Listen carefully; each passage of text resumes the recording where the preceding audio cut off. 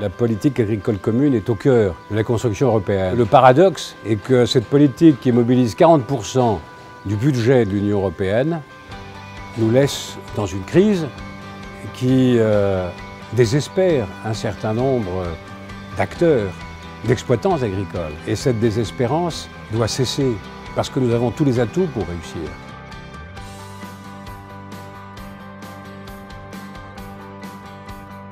L'Europe aujourd'hui, à 28, est un gros paquebot et ça demande d'investir dans la réflexion et d'anticiper les échéances à venir pour la PAC 2018, 2020, 2022.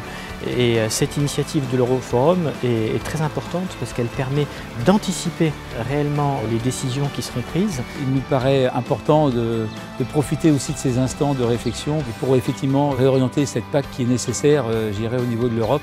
Parce qu'on a besoin de garantir notre sécurité alimentaire, on a besoin à nouveau de développer nos exportations. Je pense que des gens comme Jean Arthuis contribuent effectivement à nouer un dialogue entre les institutions et le terrain.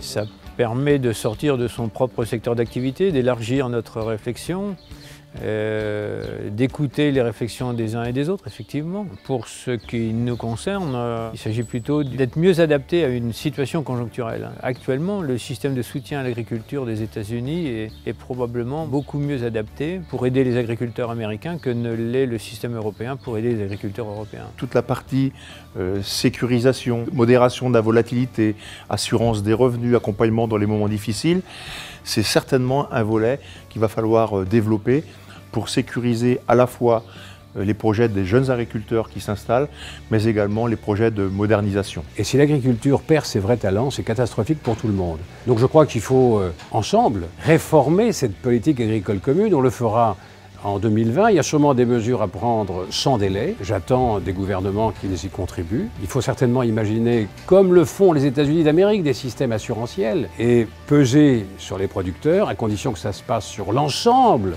de l'Union européenne, pour réduire les volumes et que les prix puissent remonter.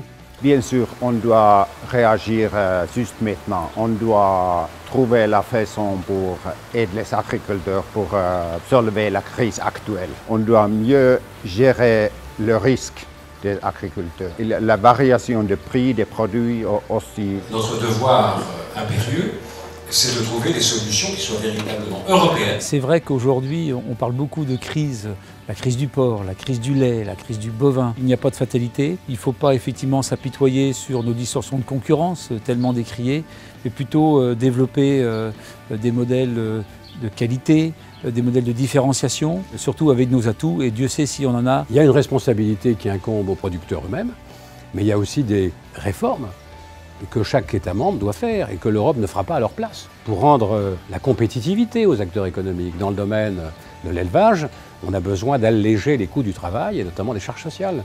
Dans cela que cette idée que j'essaie de faire valoir de TVA sociale doit finir par s'appliquer. Donc je suis confiant pour l'avenir. Ce qu'il faut, c'est gérer la transition et redonner l'espoir et la confiance à tous les agriculteurs.